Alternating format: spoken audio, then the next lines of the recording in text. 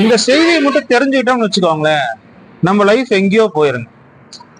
பொதுவா நம்மளை பாத்தீங்கன்னா ஒரு மோட்டிவேஷன் ஸ்பீச் ஆகட்டும், இல்ல ஒரு நல்லதை சொல்லி தரதாகட்டும், நம்ம தொழில ஜெயிக்கிறதுக்கு நிறைய நல்லதை சொல்லி தரதுக்கு நிறைய பேர் இருக்காங்க.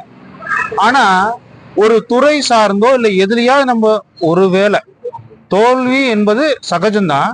அப்படி அந்த தோத்துட்டோம்னா அந்த தோல்வியிலிருந்து நாம் மீண்டு வெற்றி பெறுவதற்கு வழி சொல்லுவாங்களா அப்படின்னு கேட்டீங்கன்னா அது ரொம்ப குறைவான நபர்கள் தான் அந்த வழி சொல்ல முடியுங்க. ஏன்னு கேட்டீங்கன்னா தோத்தவங்களுக்கு ஆலோசனை கொடுக்கறதே பெருஞ்சிக்கல், தோத்தவங்களை மேலேற்றி விடுறது அதை விட பெருஞ்சிக்கல். ஏன்னா இது சிக்கல் மேல சிக்கல் தான். அதாவது எப்படி சொல்லுவாங்கன்னா சிலந்தி வலை போலன்னு வச்சோங்களேன், இது ஒரு மாய வலை மாதிரி தான். ஏன்னா தோத்தவங்களை மீட்கிறதுங்கிறது அவ்வளவு பெரிய கடினமான செயல், பார்க்கறதுக்கு சாதாரணமா இருக்கும். அப்படி அந்த தோத்தவங்களையும் மீட்டெடுத்து அவங்களையும் ஒரு வெற்றியாளராக ஒரு சாதனையாளராக இந்த உலகத்துல நடக்கணும் அப்படின்னா அதுக்கு பட்டறிவு பெற்ற, அதான் இந்த அனுபவம்னு சொல்றோம் இல்லைங்களா, பட்டறிவு ஞானிகளால மட்டும்தான் முடியும். அதான் அனுபவம். அதுவும் அந்த அனுபவம் பெற்றவர்கள் பண்புடையவர்களாகவும் இருக்கணும். ஏன்னா அனுபவங்கிறது எல்லாத்துக்கும் வரும். அந்த அனுபவத்தை கொண்டு நம்ம எதை வேணாலும் செய்யலாம், எப்படி வேணாலும் நம்ம செயல்படலாம். ஆனா ஒரு பண்போட இருந்தால் மட்டும்தான் அவருக்கு நீங்க போய் சொல்லி தர முடியும். அவருடைய மனநிலையை புரிஞ்சு அவருடைய செயலாற்றலை புரிஞ்சு நீங்க அவர் சொல்லி மீட்டெடுக்க முடியும். அப்படித்தான் இந்த ஒரு சில விஷயங்கள் அதுல இருக்குதுங்க. அதுல ரெண்டு முக்கியமான விஷயங்களை மட்டும் நம்ம இங்க பார்க்க போறோம். ஏன்னா இதை தெரிஞ்சுக்கிட்டோம்னாலே நமக்கு பாத்தீங்கன்னா தோல்வியே வராது. ஒருவேளை தோல்வி வந்தாலும் கூட நாமளே அதிலிருந்து இருந்து மீண்டு எழுந்தரலாம். அதுதான் இந்த செய்தி. என்னன்னு கேட்டீங்கன்னா பொதுவா நம்ம யாரையெல்லாம் தவிர்க்கணுங்கிறது முதல்ல தெரிஞ்சுக்கணுங்க. அதாவது நம்ம ஒரு தொழில் செய்யும் போது யாரையெல்லாம் சேர்க்கணுங்கிறது நமக்கு எப்படி தெரியுதோ அது மாதிரி நம்ம யாரையெல்லாம் தவிர்க்கணுங்கிறதையும் தெரிஞ்சுக்கணும். அதுல முதல் இடத்துல இருக்கிறது யாருன்னு கேட்டீங்கன்னா இந்த குடித்து விட்டு வாய்க்கு வந்ததெல்லாம் உளருவாங்க பாத்தீங்களா, அவங்கள தான் நம்ம முதல்ல தவிர்க்கணுமா. ஏன்னா ஒருத்தர் குடிச்சிட்டு அவரு என்ன பேசுறாருன்னு அவருக்கே தெரியாது. அவரு அப்படி சொல்லக்கூடிய அந்த ஆலோசனை நமக்கு சரியானதா இருக்குமான்னு கேட்டா அது அவருக்கு சரியானதா இருக்கும். எப்படின்னு கேக்குறீங்களா, அவருக்கு இன்னும் கொஞ்சம் குடிக்கிறதுக்கு சரக்கு கிடைக்கும், நமக்கு இன்னும் கொஞ்சம் வேதனை தான் கிடைக்கும். ஓ இதுதான் நீங்க யார்கிட்ட கேட்க கூடாதுங்க. அந்த குடிக்கு அடிமையான, அதாவது அந்த சமயத்துல அவர் குடிச்சிட்டு தன்னையே அறியாத நிலையில அவர் இருக்கும்போது அவர்கிட்ட போய் நீங்க ஆலோசனை கேட்டீங்கன்னா அது உங்களுக்கு மேலும் துன்பத்தை தான் தரும். அதே போல இன்னொரு நபர் இருக்காருங்க. இவர் யாருன்னு கேட்டீங்கன்னா இவரு அவரை விட ஒரு படி மேல கள்ள மனது உள்ளவருங்க. அதாவது இந்த கள்ள மனதுன்னு என்னன்னு கேட்டீங்கன்னா உங்க கூடயே உட்காந்துருப்பாரு, நல்லா சிரிச்சு பேசுவாரு, ஆனா எல்லாமே போலியா இருக்கும். உங்களை பார்த்தா சிரிக்கிறது ஒரு போலியா இருக்கும், உங்களை பார்த்தா அஜோ பாவம் இவன் எப்படியெல்லாம் உழைச்சான் தெரியுமா, இவனுக்கு போய் இந்த நிலைமையா அப்படியெல்லாம் சொல்லுவாங்க. நீங்க பார்த்துருப்பீங்க. இவங்கெல்லாம் இதுலயும் ரெண்டு வகை உண்டு. ஒருத்தர் ஐயோ பாவன் பார்த்து உதவியும் செய்வாரு, இன்னும் ஒரு சிலர் என்ன பண்ணுவாங்க, உங்களை வச்சு இவங்க அந்த ஆதாயம் தேடிக்கிறது. எப்படின்னா இவங்க மனசுக்கு தகுந்த மாதிரி பேசி உங்களுடைய நன்மதிப்பையும் கெடுத்து இவங்க அங்க அவனெல்லாம் பாத்தியா அப்படி இப்படின்னு எதையாவது ஒண்ணு பேசி அந்த கள்ள மனத்துடைய, அதாவது இவங்க அந்த ஒரு எப்படி சொல்றதுன்னு கேட்டீங்கன்னா இவர்கள் இந்த வஞ்சகம் வச்சுக்கிட்டே இருப்பாங்க. இவங்களையும் நீங்க தவிர்க்கணுமா.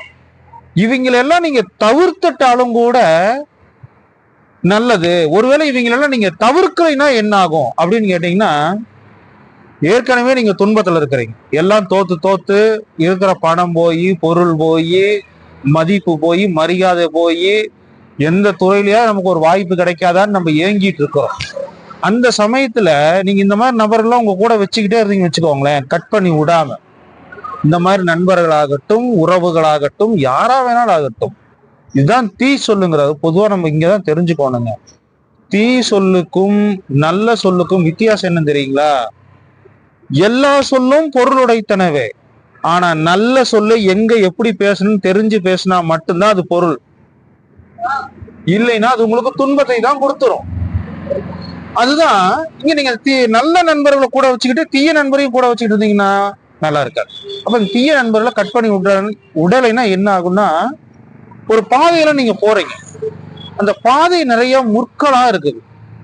அந்த முள் மேல நீங்க வெறுங்காலோட நடந்தா உங்களுக்கு அது என்ன மகிழ்ச்சிவா கொடுத்துற போகுது?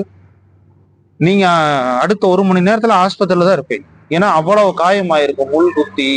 அந்த முள் காலில் குத்துனா கீழே விழுந்துருவீங்க, உடம்பெல்லாம் காயமாயி இப்படி மனமெல்லாம் ரணமாக மாறிவிடும். இந்த சூழலை நீங்கள் தவிர்க்க வேண்டும் என்று யார் சொல்றாங்க? உங்களுக்கு நீங்கள் ஒரு பட்ட அறிவு மூலம் இருக்கக்கூடிய ஒரு ஞானிகள் சொல்லுவார்கள். அப்படிதான் அந்த ஒரு ஞானி வந்து பாத்தீங்கன்னா இன்னா 40 என்கிற அந்த பாடல்ல இது குறிப்பிட்டு எழுதியிருக்காருங்க. இது பாடல் எண் வந்து பாத்தீங்கன்னா 33.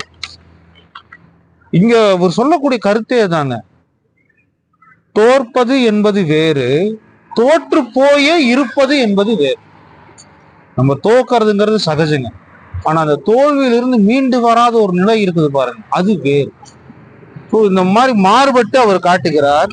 இந்த பாடல் அவர் எழுதுற விதம் தான் இதுல உள்ள சிறப்பே என்னன்னு கேட்டீங்கன்னா பாருங்க, அவர் எப்படி சொல்றாரு பாருங்க. நீங்க முதல்ல யாரை தவிர்க்கணும் அப்படின்னா, இன்னைக்கு வந்து நான் குடின்னு சொல்லிட்டேன், ஆனா இந்த பாடல் வந்து பாத்தீங்கன்னா ஒரு 1500 ஆண்டுகளுக்கு முற்பட்டு எழுதப்பட்ட பாடல். அன்னைக்கெல்லாம் வந்து கல்லு தான் அந்த போதைப் பொருளாக இருந்தது. அப்படி அவர் அந்த கல்லை வைத்துதான் எழுதியிருக்கிறார். எப்படி எழுதியிருக்கிறார் பாருங்க, கல்லுண்பான் கூறும் கரும பொருளின்னா. ஒருத்தன் குடிச்சிட்டு பேசினானா அது எப்படி ஒரு நல்ல சொல்ல அவனால பேச முடியும்? அவன் கருப்பொருள் நிறைந்தது போலவே இருந்தாலும் அது கருமம் தான்ங்கிறார். நீ அதை எடுத்துக்காத. ஏதோ உனக்கு அந்த சமயத்துக்கு உன் மனசுக்கு ஆறுதல் கிடைக்குது, அது மூலம் ஒரு மகிழ்ச்சி கிடைக்குது அப்படின்னு நீ அதை எடுத்து ஏமாந்துராத. கொஞ்சம் விழிப்புணர்வோட இரு. கல் உண்பவன் கூறும் கரும பொருள் இன்னா. அதாவது கல்லு குடிப்பவன் நட்பை அவர் வெறுக்க சொல்ல, அவன் சொல்லும் சொல்லை அவர் வெறுத்திடு வேண்டாங்கிறார். அடுத்து சொல்றாரு பாருங்க, முள்ளுடைய காட்டில் நடந்தல் நனி இன்னாங்கிறார். இப்ப நீ அவன் சொல்லலாம் கேட்டுட்டு அதுதான் உன்னுடைய தொழிலுக்கு சிறந்ததுன்னு நீ மேலும் உன் தொழிலை நடத்தினா எப்படி இருக்கும்?